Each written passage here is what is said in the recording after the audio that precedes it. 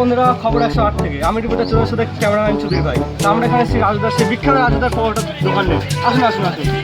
তো দেখতে পাচ্ছেন বন্ধুরা, চলে এসেছি রাজুদার বিখ্যাত পরোটার দোকানে।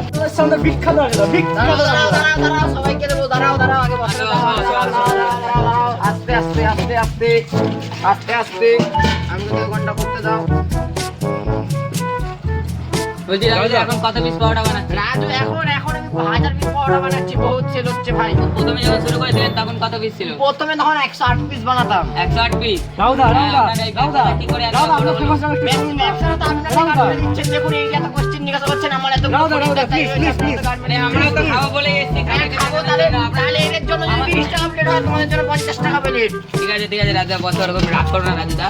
আপনার একবার ফেমাস ডায়লগ একটু বলুন না প্লিজ। এক প্লেটে 3টে পরোটা, একটা সেদ্ধ ডিম, এক টুকরো পেঁয়াজ, একটা কাঁচা লঙ্কা, আনলিমিটেড তরকারি।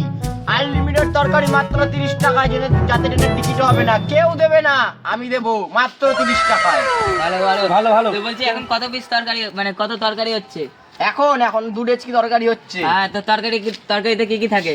তরকারিতে আলু, মটর, বাদাম, সোয়াবিন, ডাল, আরো অনেক কিছু থাকে। এত কিছু 30 টাকা কিভাবে দিতে পারছেন আপনি? এত কিছু 30 টাকা দিতে আপনার তো আমার ব্যবসাটা গার্মেন্টে দিচ্ছে না, তো অনেক কিছু দিতাম, মাংসও দিতাম তার সাথে। তো এখন আপনার ব্যবসা কেমন চলছে বলুন? এখন আমার ব্যবসা খুব খারাপ যাচ্ছে, আপনারা গার্মেন্টে দিচ্ছেন এসে আপনি শুধু নাকি এত একটা question হোটেল খুলতে করছে। যাচ্ছেন? হোটেলের গার্ড আপনারা ভাগবেন এখান থেকে। আসুন কার কত বেড লাগবে, কার কত বেড লাগবে? পাঁচটা। দাদা 1 মিনিট দাঁড়াও। হ্যাঁ আপনি কি বলছেন? ইনকাম হচ্ছে? আমার এখন 1 টাকাও ইনকাম হচ্ছে না, আপনারা গার্মেন্টস যাবি।